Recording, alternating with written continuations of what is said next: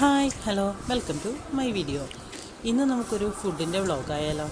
ഇത് എൻ്റെ നാട്ടിലെ ഉത്സവത്തിൻ്റെ സമയത്ത് വീട്ടിലാക്കിയ ഭക്ഷണത്തിൻ്റെ റെസിപ്പിയല്ല വിശേഷങ്ങളാണേ. അപ്പോൾ നമുക്ക് നേരെ വീഡിയോയിലേക്ക് പോയാലോ. ബിരിയാണി ആക്കുന്നതിന് പകരം നെയ്ച്ചോറും ഇറച്ചിക്കറിയും കച്ചമ്പറുമാണ് ആക്കിയിട്ടുണ്ടായത്. അച്ഛനാണ് ആക്കുന്നത്. അതിനായിട്ട് ആദ്യം തന്നെ അടുപ്പ് കത്തിക്കാനുള്ള പരിപാടിയെല്ലാം നോക്കിയിട്ട് തേങ്ങ വറുത്തു. ഇവിടെ എല്ലാവരും കോഴിക്കറി വെക്കുന്നത് തേങ്ങ വറുത്തിട്ടാണ്.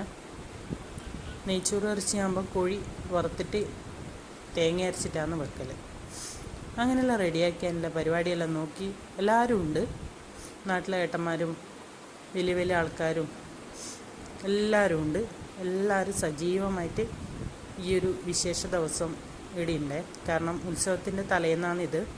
ഒറ്റക്കൊല്ലത്തിന് ഭക്ഷണമാക്കുന്ന പരിപാടിയാണ് വീട്ടിൽ നടക്കുന്നത്. അപ്പോൾ അച്ഛൻ അതിൻ്റെ ഇടയിൽ തകൃതിയായിട്ട് അങ്ങോട്ടും ഇങ്ങോട്ടും ഓരോ കാര്യത്തിന് വേണ്ടിയിട്ട് ഓടി നടക്കുന്നുണ്ട്.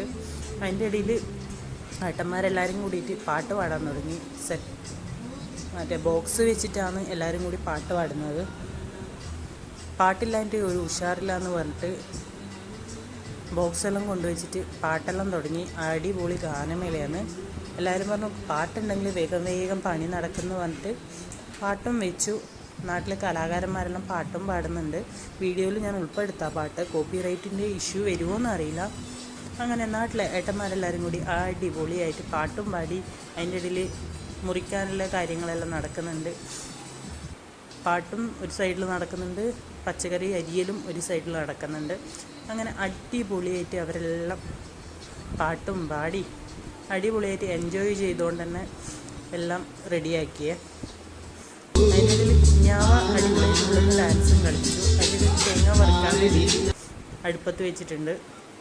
തേങ്ങയും വറുത്ത് റെഡിയാക്കുന്നുണ്ട്. അതിൻ്റെ ഇടയിൽ ഒരു ഭാഗത്ത് പാട്ട്, ഒരു ഭാഗത്ത് തേങ്ങ വറുക്കുന്ന, ഒരു ഭാഗത്ത് പച്ചക്കറി അരിയുന്നു. അങ്ങനെ അടിപൊളിയായിട്ട് എല്ലാ കാര്യങ്ങളും നടക്കുന്നുണ്ട്. ബോക്സ് വെച്ചിട്ടുള്ള പാട്ടായതുകൊണ്ട് കേൾക്കാനും നല്ല പാങ്ങുണ്ട്. കാരണം വീട്ടിലൊരു ഗാനമേളേൻ്റെ പ്രതീതി തന്നെ ഉണ്ടായിനി. നല്ല അടിപൊളിയായിട്ട് തന്നെ കാര്യങ്ങളെല്ലാം നടന്നു മുന്നോട്ട് പോകുന്നുണ്ട്. എന്താണെന്നറിയില്ല, ഈ ഒരു ദിവസം എന്ന് വെച്ചാൽ ഭയങ്കര ഒരു സന്തോഷമുള്ള ദിവസമാണ്. ഒറ്റക്കൊല്ലം കൂടുന്ന ദിവസമാണ് ഇന്ന്. അപ്പോൾ ഒറ്റക്കൊല്ലം കൂടുന്നതിൻ്റെ ഭാഗമായിട്ട് നാട്ടിലെ ഏട്ടന്മാരും എല്ലാവരും ഒറ്റക്കൊല്ലത്തിന് എത്തുകയും ചെയ്യും. അവർക്ക് എല്ലാവർക്കുള്ള ഭക്ഷണം വീട്ടിൽ നിന്നാണ്. അങ്ങനെ എല്ലാവരും കൂടി അടിപൊളിയായിട്ട് പാട്ടും പാടി നൃത്തമെല്ലാം ചെയ്ത് അടിപൊളിയാക്കിയിട്ട് നടക്കുന്നുണ്ട്. അതിൻ്റെ ഇടയിൽ തേങ്ങ വറുത്തിട്ട് പുറത്തേക്ക്, അതായത് അടുപ്പിൽ നിന്ന് പുറത്തേക്ക് വാങ്ങി വെച്ചു. അച്ഛൻ അതിൽ വീണ്ടുന്ന മസാലയെല്ലാം കൂട്ടിയിരുന്നു. അതിൻ്റെ ഇടയിൽ നെയ്ച്ചോറിന് ഇടേണ്ട ഉള്ളിയും അണ്ടിപ്പരിപ്പും മുന്തിരിങ്ങയെല്ലാം വറുത്ത് വെച്ചിട്ടുണ്ടായി. ഞാൻ കണ്ടിട്ടാണ്. അതിൻ്റെ ഇടയിൽ ഞാൻ മോളെ ഉറക്കാൻ പോയിട്ട് വരുമ്പോഴത്തേക്ക് എല്ലാം റെഡിയാക്കി സംഭവമെല്ലാം സെറ്റാക്കിയിട്ട് ഏട്ടന്മാരെല്ലാം പോയി. ഇത് ബിരിയാണി എന്നാണ് പറഞ്ഞത്. നെയ്ച്ചോറ് ദമ്മിട്ട് വെച്ചതാണ്. ഞാനും മോളും ഉറങ്ങിയിട്ട് വരുമ്പോഴത്തേക്ക് എല്ലാ പരിപാടിയും റെഡിയാക്കിയിട്ടാണ് അവർ പോയത്. എല്ലാം ക്ലീനിങ്ങും കാര്യങ്ങളെല്ലാം റെഡിയാക്കിയിട്ടാണ് പോയത്. എല്ലാവരും കൂടി ഉണ്ടായതുകൊണ്ട് തന്നെ എല്ലാ കാര്യങ്ങളും വേഗം വേഗം ആയേ. ഇത് നെയ്ച്ചോറ് ദമ്മിട്ടതാണ്. ഇത് കുടിക്കാനുള്ള വെള്ളം എടുത്ത് അടുപ്പത്ത് വെച്ചതാണ്. ഇത് കച്ചമ്പർ, അതായത് നെയ്ച്ചോറിൻ്റെ സൈഡ് ഡിഷ്. നമ്മളെ നാട്ടിൽ ഇതിനെ കച്ചമ്പർ എന്നാണ് പറയില്ലേ. അതിൻ്റെ ഇടയിൽ അച്ഛൻ ചെമ്പ് തുറന്നിട്ട് ബിരിയാണി നെയ്ച്ചോറിൻ്റെ ചോറ് ഇളക്കുന്നുണ്ട്. നല്ല രീതിയിൽ തന്നെ ഇളക്കിയിട്ടില്ലെങ്കിൽ അത് വേവ് കൂടിപ്പോകുന്നെല്ലാം പറഞ്ഞുകൊണ്ടാണ് ഈ ഇളക്കുന്നത്. നീ കുറച്ച് അങ്ങോട്ട് നിൽക്ക്, പുക അടിക്കും, ആവി തട്ടും എന്നെല്ലാം പറഞ്ഞുകൊണ്ടിരിക്കുകയാണ്. അങ്ങനെ അതെല്ലാം ഇളക്കി സെറ്റാക്കിയതിന് ശേഷം വറുത്ത് വെച്ച അണ്ടിപ്പരിപ്പും ഉള്ളിയും മുന്തിരിങ്ങയും കറിവേപ്പിലയും എല്ലാം കൂടി ഇട്ടിട്ട് അതിൻ്റെ മുകളിൽ അലങ്കരിച്ചു.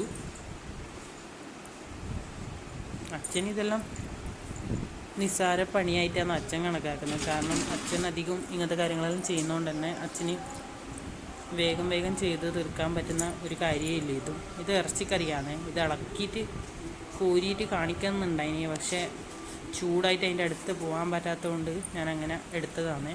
അങ്ങനെ അതെല്ലാം കഴിഞ്ഞ് ഒരുവിധം എല്ലാം സെറ്റായി. പാത്രമെല്ലാം കഴുകി ചെമ്പെല്ലാം ഒരു സൈഡിലേക്ക് എടുത്ത് അടക്കി വെച്ചു. പിന്നെ ഈ പാത്രമെല്ലാം കഴുകി വെച്ചു. ഈ കസേരയും മേശയും എന്താണെന്ന് വിചാരിച്ചാൽ അവർക്ക് വന്നിട്ട് ഭക്ഷണം കഴിക്കാൻ വേണ്ടിയിട്ട് ഇല്ല സൗകര്യം ചെയ്യാൻ വേണ്ടിയിട്ട് ഇറക്കി വെച്ചതാണ്. അതിൻ്റെ ഇടയിൽ എൻ്റെ മോൾ അതിലേ നടന്നിട്ട് കുരുത്തക്കേടാക്കുന്നത്. വീഡിയോ ഇഷ്ടമായാൽ എല്ലാവരും കമൻറ്റ് ചെയ്യുക, ഷെയർ ചെയ്യുക, സബ്സ്ക്രൈബ് ചെയ്യുക. അപ്പോൾ tata, bye bye, see U.